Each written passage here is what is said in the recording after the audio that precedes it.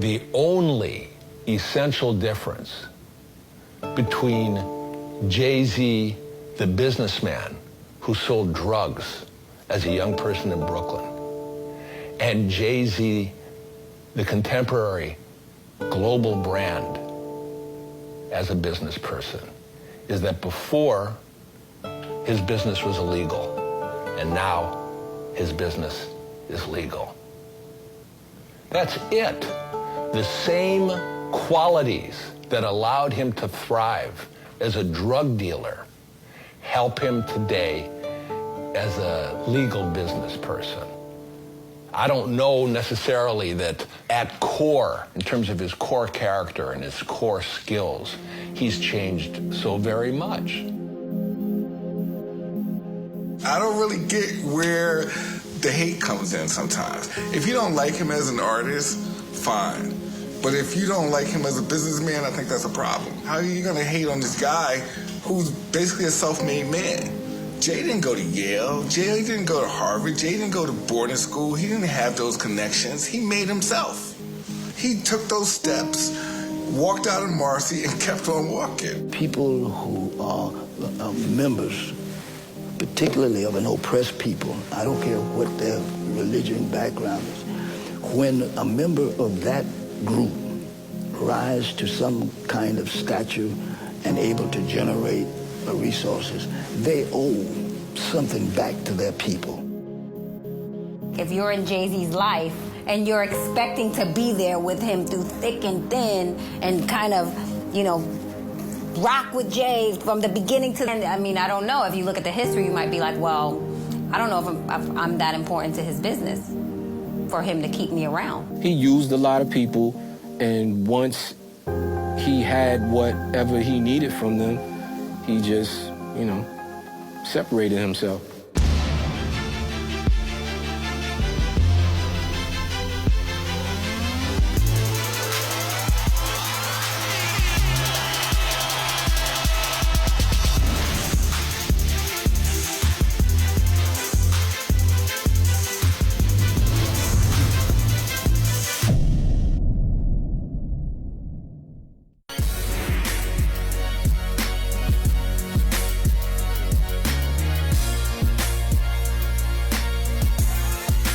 I'm Jaz-O, also known as Johnny B, MC Jazz, The Jazz, most well-known nowadays as The Originator. Jaz-O is an established MC. People have big respect for Jaz-O, so if you're coming up, why not align yourself with somebody who's more familiar? When I met Jay-Z, he was 15. Jay-Z's name was Shawnee D.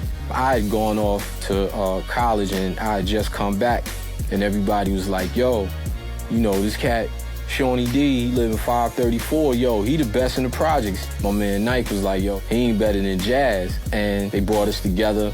They set it up like a battle, but, you know, we ended up just rhyming.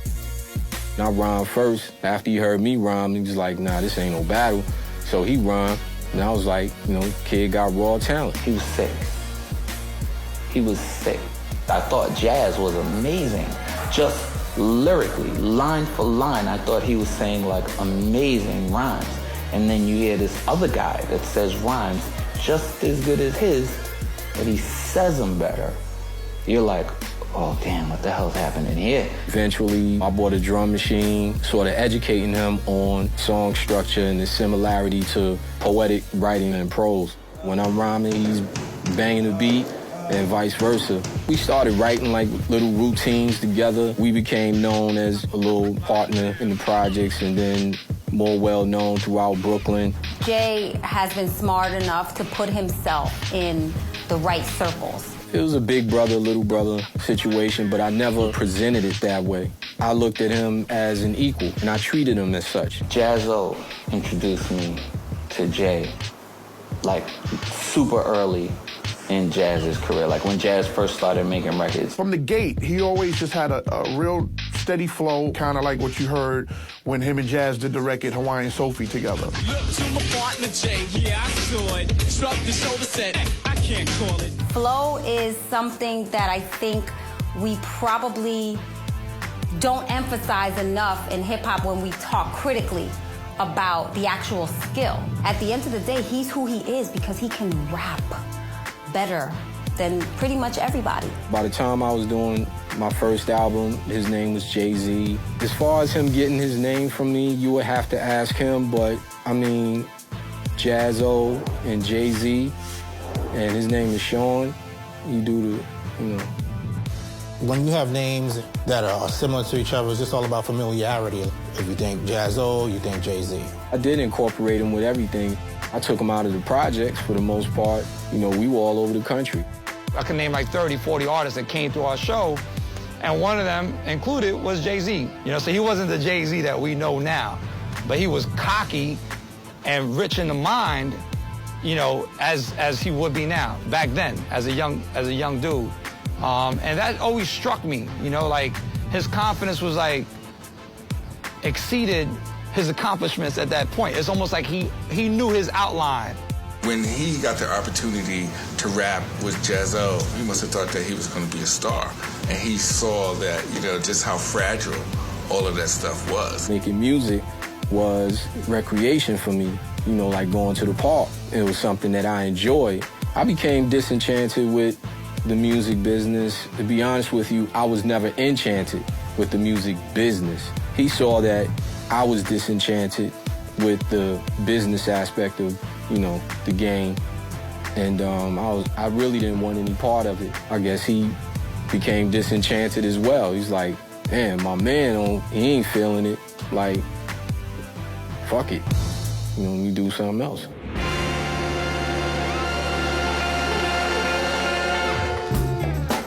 The very first time I met Jay-Z, he was rocking this piece.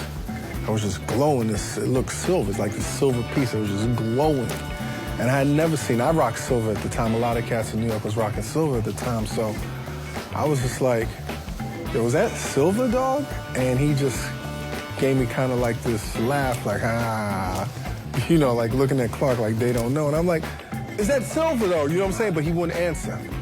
But later on, I found out that he was rocking platinum, which if you think about it, man, it's like, I don't know this kid. Nobody knows this kid from Brooklyn, but he's rocking a platinum piece before anybody knows what platinum jewelry is. So apparently he had to be getting money from somewhere. He wasn't getting money from the record industry at the time. Nobody was fucking with him. There's no way that there's a guy coming from the projects selling drugs, and he's changed his life around so much to where he's corporate gold. He's very genius-like. I think Jay-Z had a thirst or a strong hunger to attain riches. We all did to an extent because of where we came from. Growing up in Marcy was tough, but that was a heavy heroin era. There were shootings, there was crime, there was drug abuse. His good friend DeHaven Irby from childhood, lived down the hall from him, taught Jay-Z the ropes in terms of, you know, supply and demand, how the crack game worked. And as Jay-Z grew up, DeHaven moved to Trenton. Together they'd hustle the streets of Trenton. If you look at the economics of it, during the 1980s, the crack would come in through JFK, and the farther you went away from that entry point, down to Trenton, down the I-95 corridor to Maryland, Virginia, the more you could get for it because those markets weren't quite as saturated. That's not something he's gonna be able to shy away from when Blue Ivy gets older. It's like, Daddy, what did you do before rap? You know, he's gonna have to address it because it's all over his records. You learn some valuable things on the street. You learn how to survive. You also learn how to read people just by looking at their eyes, a flinch here or there. You learn how to pay attention to everything around you because not being aware of what's going on around you could be bad for your health. One of the things that he told me was that people always think that young black kids who are drug dealers are monsters, and that these kids aren't monsters, that they're just looking for a way. The black community tends to believe that if you are financially successful, then that justifies everything you've ever done. With all the economic suffering occurring in the black community, and this is true in a lot of third world countries as well, you find that people are willing to let you do pretty much anything if it's going to lead to financial success. So if you're selling drugs to little children and you get rich from it, people might say, well, that's not the best way to make money, but look how rich he is. I can only imagine that it's an experience he's had within his lifestyle that has helped shape who he is as a person, as an MC, as a businessman. Drug money was coming in, and you know, you have your car, you have your apartment. For a dude from Marcy, that's that can be kind of it for a lot of people. Like, yo, I made it. I got my crib, I got my car, I got a girl, I'm good. But he kind of saw beyond that and saw that there was more out there, and he knew that, you know, by being a drug dealer, being in the street, what he wouldn't get to where he wanted to be just doing that. Even though he had to return to the streets, and it took him a little coaxing to, you know, come out and do this again. I'm not sure how he and Dame Dash met each other, but it was a great experience for both of them. We started to drift apart around that time. I was still making beats, so every time he heard through the grapevine, he would give me a call. It's just more like we went our separate ways, but it was always still there. When I first tried to sign Jay, I was at Atlantic Records and East West Records, and they told me no.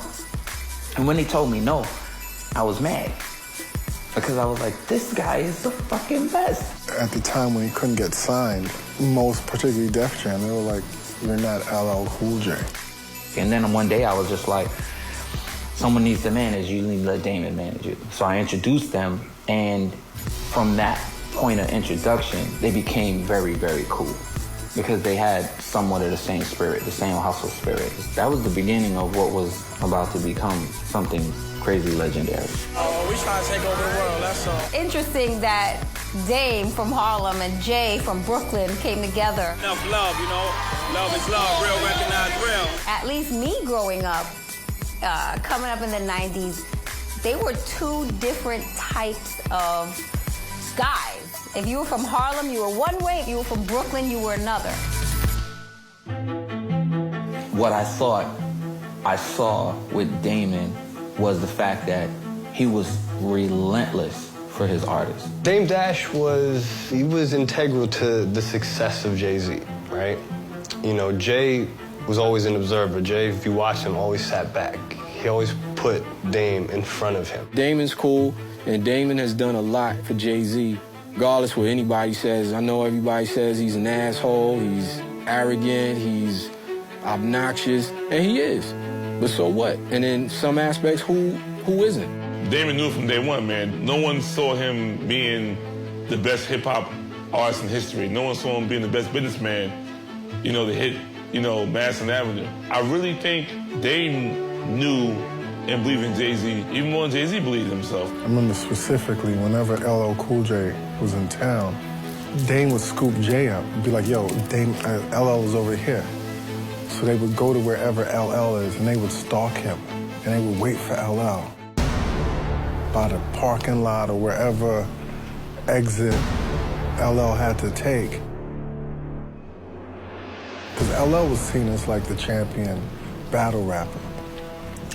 And they battled several times. And Jay would light that ass up. You know, kind of like as validation, like, yo, we in this gladiatorial shit, I'm knocking out the champ. I remember on occasion, LL would be like, yeah, but I'm the one with the deal. And that would hurt. You know what I mean? That would hurt. Because it was factual, like, yeah, you might be nice on this street shit, this MMA shit, but I got the belt. You'll never be in the league. Jay-Z, I believe, has an incredible sense of time. And I believe that translates from his music.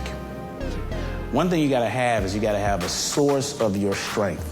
And for Jay-Z, that source is his music. When Jay-Z was coming up as an artist, all the labels dissed him, nobody wanted him. It just became an extremely frustrating thing, and then the next was just gonna do this on our own. Started Roc-A-Fella Records, made all the records in my house. They could not get anyone to take a bite. None of the brilliant, creative A&Rs could see this young man's eminent talent. They couldn't do it, all right? So they said, we're going to launch this on our own. We're selective about how we're going to do this. Focused in that we have the audacity to believe that we can actually do this on our own. And that thread of being selective and focused is throughout his entire career. The Roc-A-Fella story, similar to the Def Jam story in Crush Groove, about them believing in themselves by any means necessary, about them not getting the deals they thought they deserved, was forced them to become independent. To do something independently, you're gonna have to have some type of money to bankroll it. So Biggs came in as a silent partner. Biggs helped fund Roc-A-Fella with certain illicit funds. Well, Biggs Burke was arrested for drug trafficking. Unfortunately, you could say he might not ever left that life. Jay-Z was a drug dealer too, so he put some money in. It was Biggs, Jay-Z, Dame Dash. So while Dame Dash was the executive, doing moves on the label side of things, Jay-Z was the artist, and Biggs was just kind of there, the guy that everybody respected, but wasn't in front of the cameras. Just, you might have seen him in a picture here and there, but if you didn't know, you might have no idea who Biggs is. Legend has it, and I actually believed it in the very beginning, was when we were making this album, Jay was like, I'm only doing one, so we had to do it right. Jay-Z talking about making one album, it was good marketing, because it made people go, get people's emotions attached to that whole concept. And so when he comes out with music, it's like, we better get it, because this might be the last one. I believe that he's calculated, so he thinks about what he's gonna do before he does it. He thinks about what he's gonna say before he says it. You can't count the chess moves that Jay's got going, because most of them we don't see. We were just trying to make a great album, have fun, make this money, and go ahead. The name of the album I'm speaking about would be his first one. It's called Reasonable Doubt. New round begins, Dame locked a deal with a subsidiary of Priority Records, Moonroof Records. And the guy that ran Moonroof was this guy, Will Sokoloff. When they came to me, they were looking for a distribution deal. They were not looking for a record deal because they wanted to pay to make their own videos and do certain things, and they wanted a bigger profit. Around that time, Foxy Brown, 16 years old, was a rap phenomenon in New York. Because Foxy is Clark's cousin, Clark was like, you need to do a record with our artist, Jay-Z. I produced Ain't No Nigga for him. The word was, that I didn't really do anything. I just pressed 6 buttons, but, I did what other producers that made attempts to sample the same song and formulate it in a certain way, and it didn't work. And afterwards, he came to me. That was the last record for that album. And I remember Damon playing that record over and over and over. And I just remember specifically being at a party and Funkmaster Flex put that record on. The women ran to the dance floor. I was like, this record is out of here. It became a runaway hit. We had to catch up to that. When they sold 500,000 records, the label owed Roc-A-Fella at least $1 million. Big was like, okay, where's our $1 million? And that's when the fuckery started. Even though Jay-Z is street smart, Dame is street and smart. Dame used to stress out and stress me out, like, yo, where's that check? Where's that check? I'm like, yo, it's coming. He's like, yo, you don't understand. Jay-Z's a street nigga. You don't understand, about checks take days or 30 days deliverable or whatever. He's like, he wants his money now. When Priority was going to do the royalties, they realized that Roc-A-Fella was getting a percentage of my percentage. Instead of getting a check like their first check would have been $250,000, whatever, the check would have been $20,000, $10,000. Damon flipped out when he found out. Jay let Dame do that kind of thing. He wasn't the rapper that was going to be running up in the office with the guns and all of that stuff. Jay let Dame be the bad guy. They came to my office. I'm there working, they put it down, and they did this whole, gangster thing on me. And I told him, I said, this is a mistake, man, and he goes, I'm tired of being fucked over. I got this guy doing this. And I said, okay, whatever. So I signed it, they left. The next day, I called my lawyer, I told him everything that happened. We ended up negotiating. I signed a different release, not that one, but I signed another one, and that was that, it was over.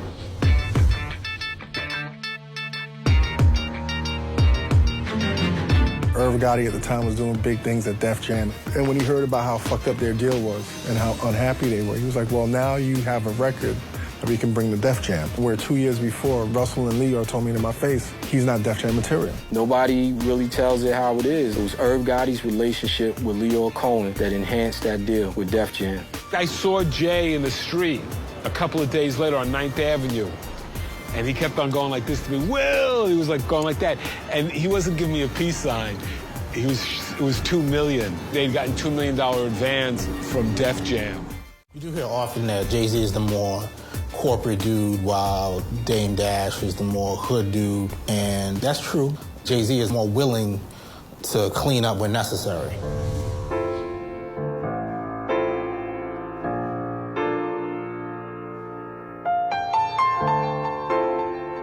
I was offered a deal on Roc-A-Fella Records, and I didn't accept it. The problem was, through my experience in the music business, it was a very shitty deal. So I declined, and they made a big deal out of that, like I'm some type of bad guy or I didn't want to be involved. Of course I wanted to be involved.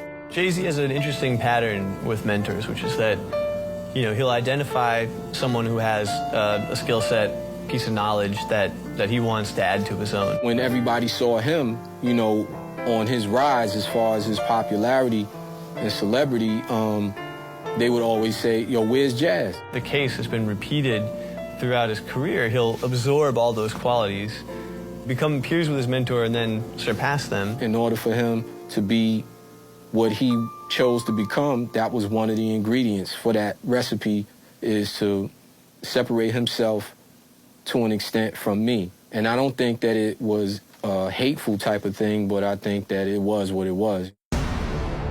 When they needed me or they could use me for something, I got a call. Besides that, I couldn't get in touch with anybody. All right, so Jay-Z's positioning in the industry today. He continues to break new ground. And the one word that I think has been consistent with Jay-Z throughout his career that has represented power is he's selective. Very selective. I think what I see in Jay-Z is more of being an opportunist. It wasn't just about me that sort of disappointed me. It was the fact that he had separated himself from a lot of the cats who helped him get to where he is today. When he was a kid, his father used to take him to the gambling spots in Brooklyn. And Jay was telling me the lessons that his father taught him about gambling applied to what he did in life. Sometimes you get that feeling and, you know, you just have to play it. Sometimes you get another feeling and you have to double up. And sometimes you get another feeling and you got to step away from the table. I think that Jay grows out of certain situations. And again, it goes back to him putting himself in the right circle and making decisions that he feels like will benefit his business. You have to have the soul of a poet and the mind of a killer.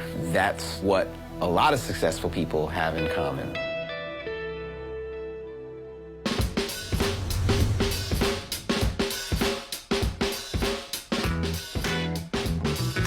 At the time, if you were an artist and you wanted to get some extra money, you would try to get an endorsement deal.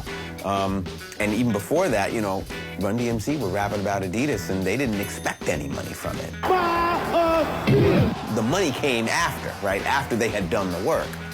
So hip-hop had wisened up by then and, you know, you actually go to the company first before you start, you know, rapping about them. So Dame and Jay went to take a meeting with the owners of Iceberg jeans, and Iceberg was a popular brand at the time, but they were not interested. Dame and Jay left that meeting and essentially said, fuck this. You're not gonna give me an endorsement deal? I will make my own jeans. And that's how Roc-A-Wear began.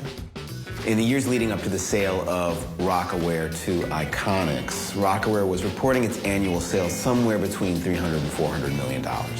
Anybody who listens to his music, which I have, I listen to it all the time because I think it's really good, they hear him constantly rap about money and how much he loves money and how money matters over everything else.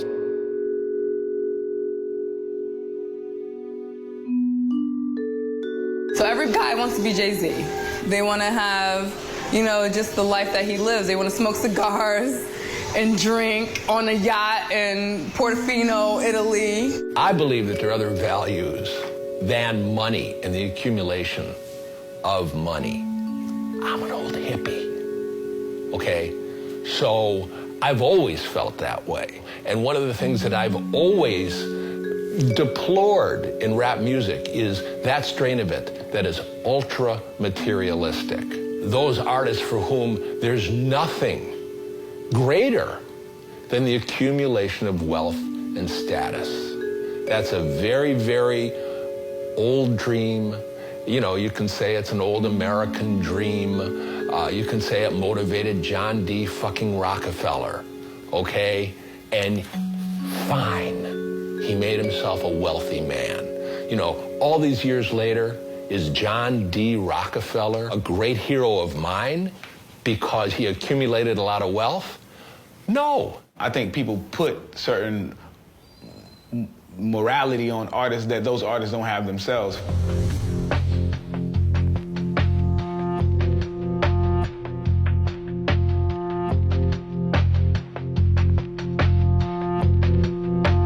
Back then, you know, we were all kind of singing it and talk money, cash, hoes, and it's all good. You know, I don't think that his intention was to just, oh, I'm just gonna go out here and degrade women. I don't think that was his intention at all. I think it was a part of the lifestyle that we were all living. I don't think that anybody ever expects Jay-Z to be a conscious rapper. There were things that he said that wasn't, you know, right. And when you think about it nowadays, at least when I think about it as an adult and who I am in my lifestyle, I'm like, that's not cool because I have daughters and I don't want them reciting that. If you were to put a dollar figure on Jay-Z's impact on the black community negatively, let's say he could take at least a couple $2 billion worth of responsibility.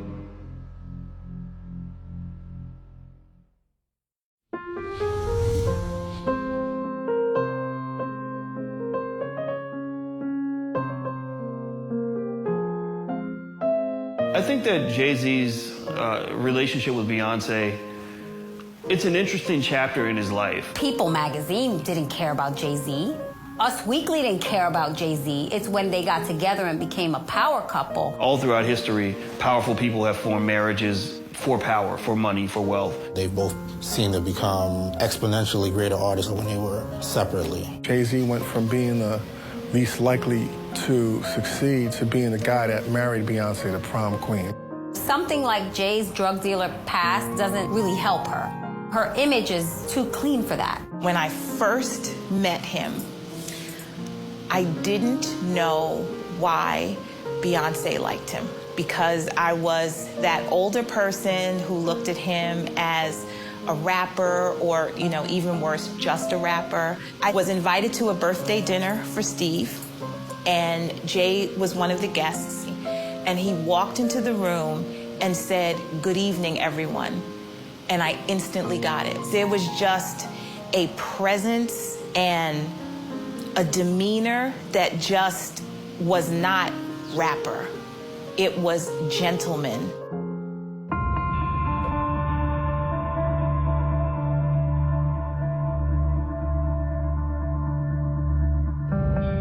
A lot of people don't know it was a chain of events that led up to the demise of Roc-A-Fella. So I remember we were putting Roc-A-Fella on the cover of The Source in 2002. I don't think the Jay and Beyonce relationship was out there, but those pictures may have surfaced and they were together on vacation. And back home, you know, you had the announcement that Cameron was going to be the VP at Roc-A-Fella. Coming into the Roc-A-Fella situation, I tried to, not maybe over, but just be friendly with everybody. And the love wasn't necessarily given back. I don't know if Jay wanted me to be president or not, or whatever the case may be. People wasn't feeling that.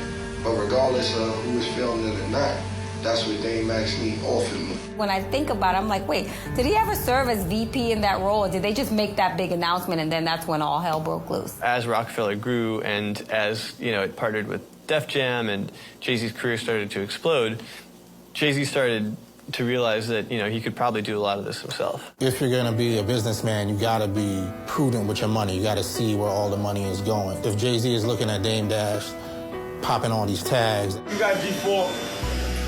I'm going to G4. Acting like the money's not gonna stop flowing. That's hot. Can I get one of these? Yeah, you buy a $34 million jet, they give you a couple. Oh, they give you? He might start to feel the waves and be like, all right, man, you gotta dial back. Money wasn't no object. Roc-A-Fella was, you know, grossing like $400 million a year, private jets everywhere. I don't think we ever flew commercial.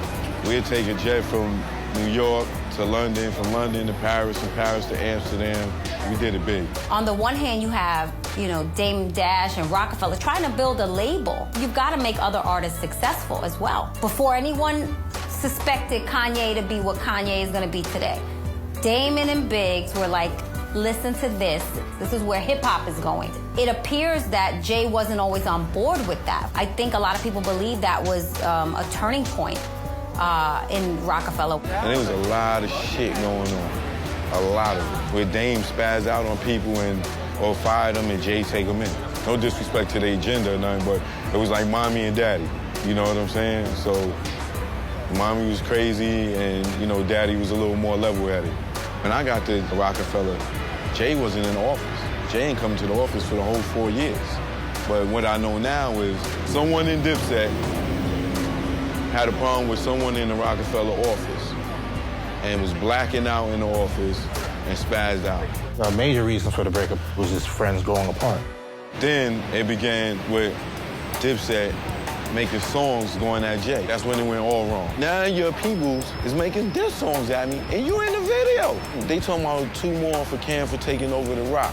And y'all, you co-signing this? All right, cool. I don't understand that. Y'all don't, Jay's not on Def Jam. Jay's on Roc-A-Fella. Jay had called the marketing meeting for the Black Album, and nobody from the Roc-A-Fella staff was invited. How y'all got a meeting about Jay without me? How y'all make any decisions about Jay without me? He's supposed to okay this meeting, because it's his label. But it's Jay-Z, it's Dame Dash.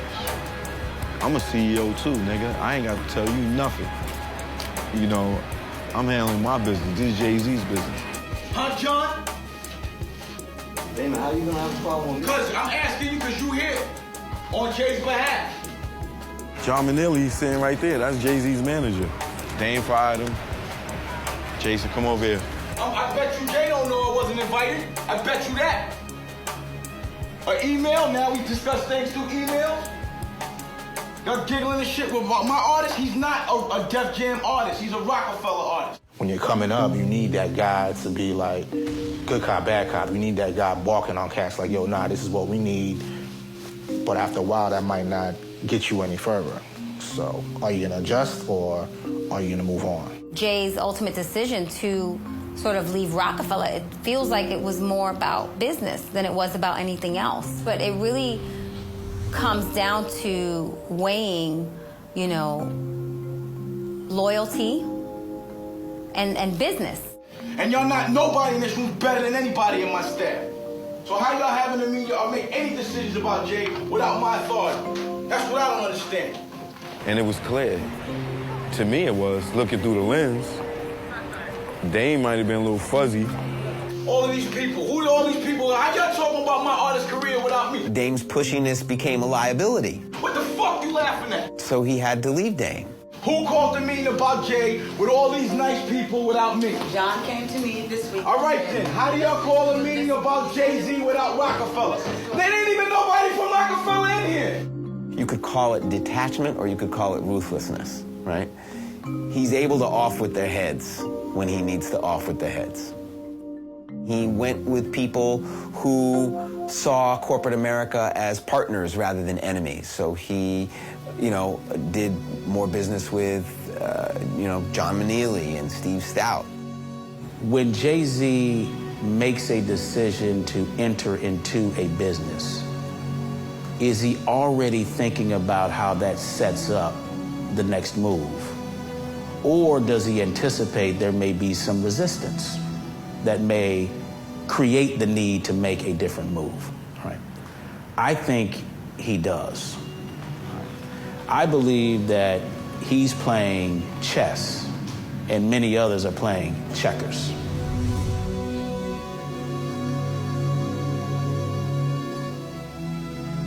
In order to have the door open to you to create that type of financial gain for yourself, you got to talk to some people. And those people, whether they call the Illuminati or whatever the case may be, those dealings are absolutely imminent.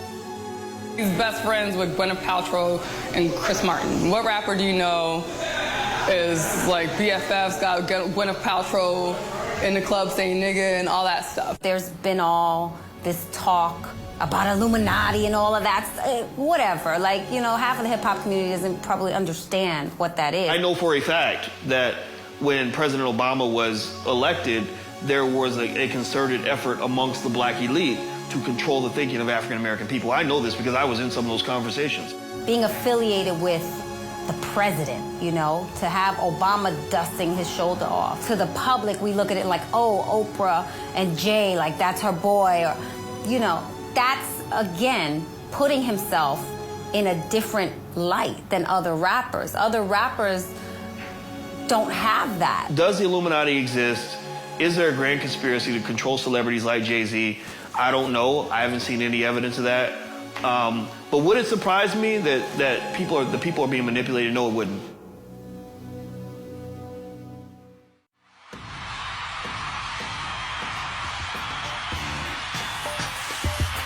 Jay-Z's retirement was a very calculated and clever move. He wanted to kind of put a cap on the whole Roc-A-Fella, Def Jam era, the era of Jay-Z the Hustler. He wanted to be not the guy on the record label, but the guy who owned the record label. Jay-Z's retirement concert, that was a great moment. He did the first half of the concert in, you know, his usual attire, and then he came out in the second set in a suit. It was very symbolic. Retiring from hip-hop, from actually making records, and you know, going to become the president, CEO of Def Jam, moving in from street corner to corner office. It's almost like you went into this business cocoon, you went in as a rapper, and emerged as a businessman butterfly. Even then, Dame trying to steal his spotlight.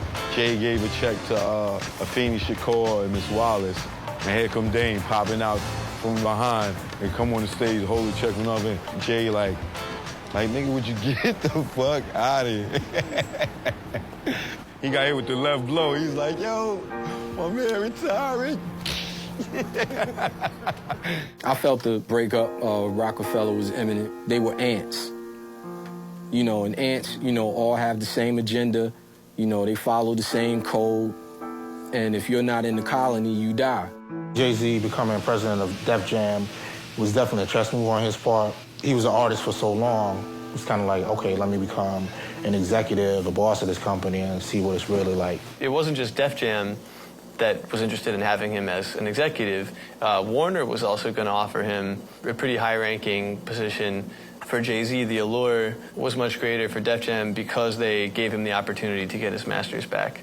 A label has the ability to repackage and sell masters to generation after generation after generation of cats. I think that any artist who manages to regain ownership of his master recordings has done something remarkable. Artists come and go. The recordings are more or less eternal, and they can be exploited indefinitely. So for someone like Jay to be in a position where he owns most of his masters of his catalog, I mean, that's an asset that is very rare. So shortly after Jay-Z accepted the deal to become head of Def Jam, he took Damon Dash out for dinner, and he said, I'm going to take this offer. You and Biggs can have full control of Roc-A-Fella Records. I want full control of my masters for Reasonable Doubt. And he says that Damon Dash turned him down. What Jay-Z ultimately did was kind of an end around on Damon Dash. He said, well, how about you make me CEO of Def Jam? Roc-A-Fella would be under that, kind of leapfrogging Damon Dash in the corporate totem pole. Damon Dash, of course, did not respond well to this. Initially, they gave him his own imprint, Damon Dash Music Group, but that fizzled out after a few months. The next time they saw each other was in an elevator at the Def Jam offices. Jay-Z was in a suit, and and Damon Dash was wearing jeans and sneakers, and he just kind of thought, man, this is a different dude than the dude I started out with. I interviewed Dame Dash and Kareem Biggs Burke in 2007. Can you elaborate more on what happened, or? That was my brother. To me, it was like a betrayal. But, you know, it is what it is. I'm sure he felt he was right, you know, the way he puts it, this is business, so that's the way he felt our relationship was. That's what it is. He made a request to the powers that be that when we sell the brand, and that he maintained control of it and that we weren't a part of it, you know, and that's what he asked for, and that's what he got. It was a time where Dame Dash was really going, like, the downward spiral. There was so much news about him, like, foreclosures and financial turmoil. When somebody sells a house in the newspaper, it's like a good thing, but when I sell a house, it's a bad thing. When I sell a company, it's a bad thing. When anybody else sells a company, it's a good thing. So I've never understood that. I'm not happy with my financial situation because I don't have $1 billion, and I want that. Until I get it, then yeah, I say that, yeah, I mean, I'm not financially where I want to be. This was a time when Jay-Z was really shining. It was the year before he and Beyonce got married. I'm a fan of Jay-Z when he was Jay-Z, when he represented what we represented. But since then, I don't really listen to too much what he says, unless I hear he's talking about me. He's like a different guy, so we don't know. You know what I mean? He's not what we thought he was. So if you think that the Roc-A-Fella was like a mafia organization, do you think that he would have been whacked by now for his disloyalty to his brothers? I think you just said it. I mean, there are some mob terms that we sometimes refer to as we relate to him, but, you know, we weren't happy with what it was. It was a little embarrassing, you know what I mean, to our movement and what we represented, but yeah, it is what it is, you know. And like this, if this was a mob, I don't think we would have been able to get to him. He probably would have been protected by somebody, you know what I mean? Still, to this day, Jay-Z is who he is, and Dame Dash is still being slandered in the news. Like, there was something out, I want to say yesterday, where he owes $162,000 in back rent, and the landlord said that they trashed the place. He had weed paraphernalia, drug paraphernalia, like just living in squalor, where Jay-Z is now just, nobody's touching him right now. I don't know any of the inner workings of their situation outside of their partnership. I mean, from the outside, yeah, it looked like some real crab shit. You can argue, yeah, he was with Jazzo early, then they split. Him and Dame split. You know what I mean? There are a lot of situations that he's been in, or relationships he's been in with people on a business level that he's grown out of. We don't know Sean Carter and who that person is. We only know Jay-Z. We only know who we've seen and watched in videos and heard on records, but we don't know, you know, about what could be his real circle. Jay-Z comes from a place where it's like, fuck the government, fuck this, fuck that. That's what the whole idea with hip-hop was. But now it's like, okay, now I'm working with these people. You know, I'm working for the man, and the man is working for me, and we're both making each other rich. Jay-Z does have more loyalty to his corporate partners. I don't think he cares if they're white. I think he cares if their money is green. Everybody's rocking Tom Ford because he has a song, a Magna Carta Holy Grail called Tom Ford. So Tom Ford is like, thanks, buddy. I believe Jay has a lot of influence on people. Jay was the guy who was like, take off your jersey and wear a button up, and dudes were walking around the hood with button ups on, and I was just like, really? If we're gonna be the ones idolizing him, then we need to look at ourselves and say, why are we idolizing someone who we know comes out here and promotes, you know, commercialism? When Roc-A-Fella sold itself back to Universal, they sold their 50% of the company for $20 million. A few years later, when Roc-A-Wear sold to Iconics, over $200 million.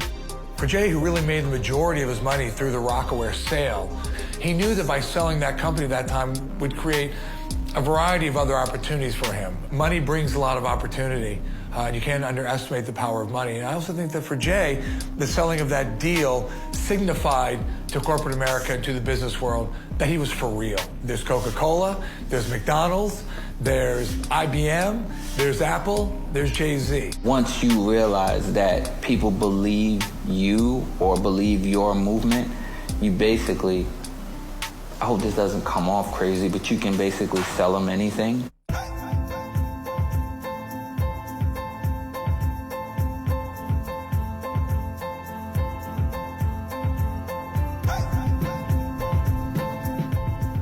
The Barclays deal was one of the most horrible deals ever done, especially in sports.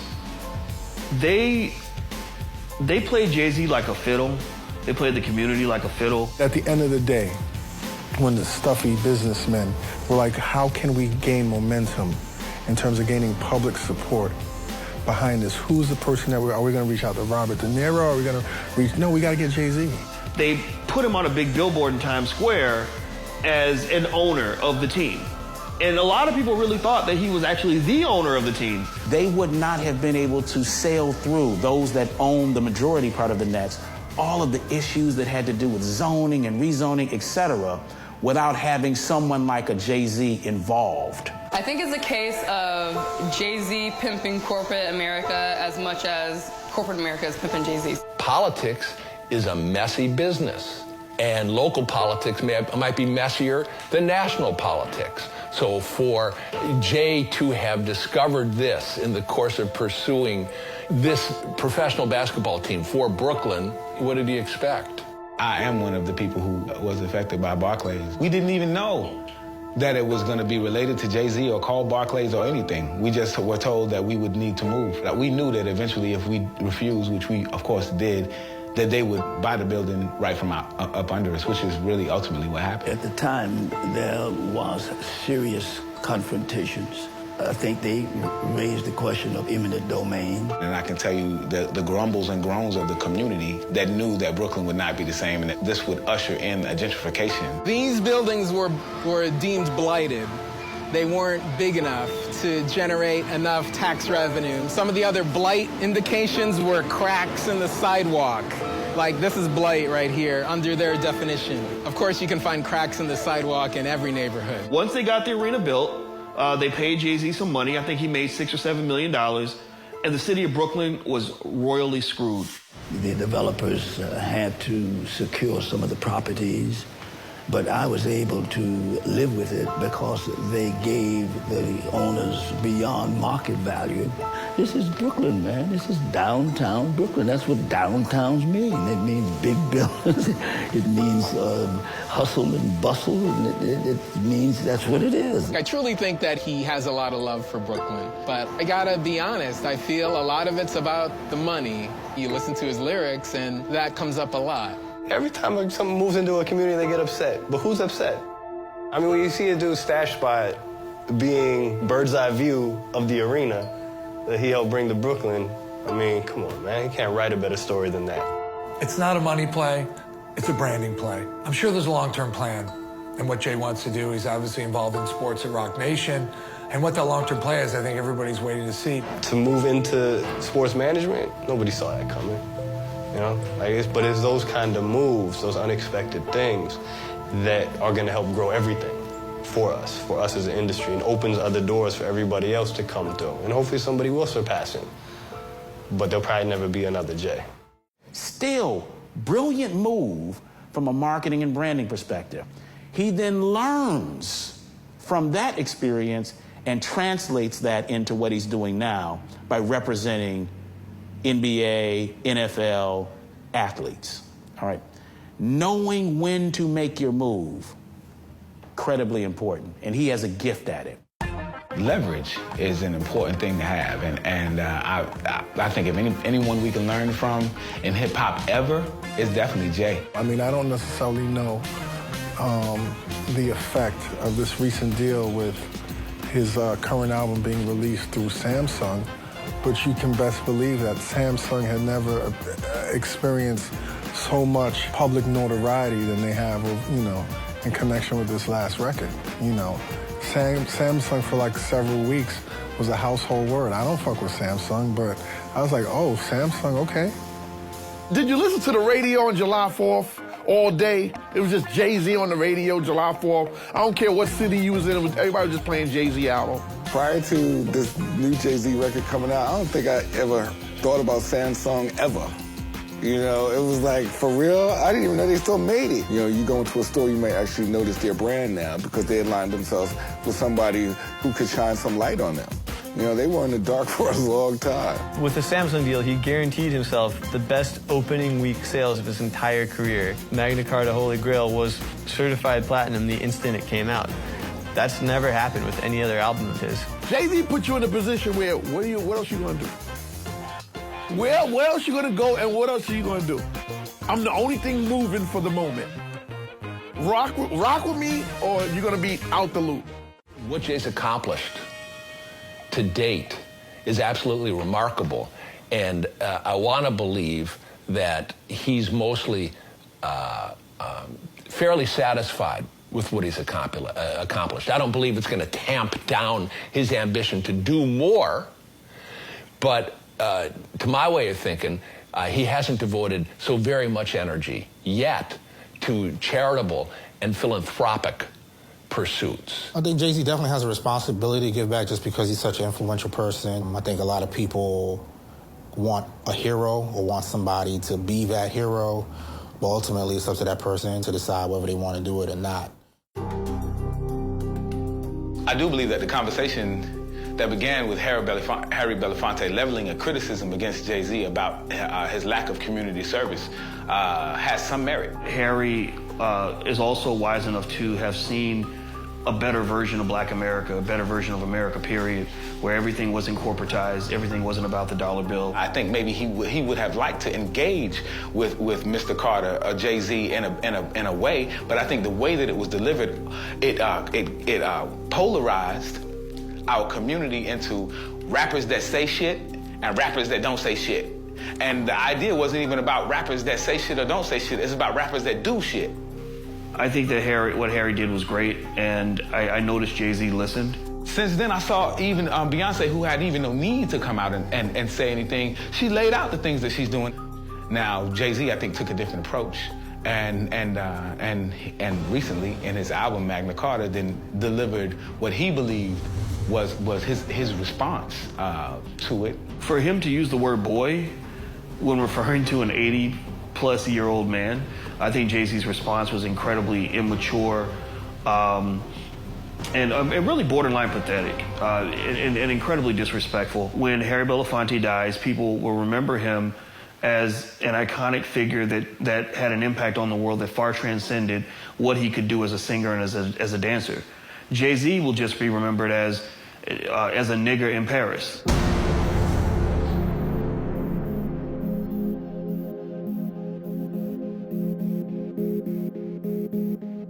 The great thing about Jay-Z, for me, just as a student of history and a student of America, is that hip-hop really was the first Black art form to take equity back for itself and to claim its rightful spot in the mainstream. I was in the Caribbean vacationing with my wife. I remember walking into an elevator, and there was an older white couple in the elevator. As the elevator is going up, the woman is humming It's a Hard Knock Life. And I was like, this record is out of here. If this white woman in the Caribbean is singing that record, then it's a pop record. Nobody gave hip-hop a shot on pop radio. Hip-hop took over pop radio, right? It wasn't going to be segregated on some black station either. It was just going to be pop itself. And Jay-Z is important because he's the largest, greatest proponent of that thought form, right? I'm not crossing over. Come to me. So is Jay-Z a genius of time? I think Jay-Z can be defined as a ruthless genius. I think that's pretty accurate. I don't think I'm on either side. Like, is he a genius? I don't know if I would call that genius. He's very smart. He's very smart. Ruthless, that's a little extreme for me. He's a human being like the rest of us, but he certainly wouldn't have become the man that he is today if he weren't a brilliant man. I think what's interesting about Jay-Z's career is that, you know, the first time he's on record is in 1990 with the Originators. That's the name of the song, a track that he did with Jazz, the Jazz that was on EMI. So you're talking about 23 years later, and not only is he still relevant, but he's still killing people with his rhymes. Like, on a lyrical level, people will still look at him like, yo, he's nasty, right? 23 years later, that's unprecedented. I don't think Jay-Z is a creative genius. I think that he is a lyrical genius, but to say creative, that's too comprehensive for what he does. Jay-Z is a brilliant, not only is a brilliant artist, he's a brilliant businessman. And I think that he is a student of the game. And part of being a student of the game is that you really study the game. You know what I mean? Just the same way that Kobe is a student of the game and studies, you know, to be the best ball player. Like, I think he really studies the game and understands the history of it. You know what I mean? But also is looking for ways to, you know, excel it moving forward. But then that also comes from, I think, growing up in the killing zone of New York, where the competition is just murderous, literally and figuratively. I mean, you've got so many brilliant people you're competing against. You got people that want to fight you, want to kill you, want to sue you. And so it can make you paranoid. So you identify people as either your friend or your enemy, and enemies stay out. Everything he talks about is about strength and winning. But now he's a father. And with your kids, yes, you want to show them that you're strong, but you also show your kids sometimes that you're vulnerable. I believe we're going to hear and see some of that. The more human, the more relatable, the even more accessible Sean Carter. This next evolution to me might be the most interesting.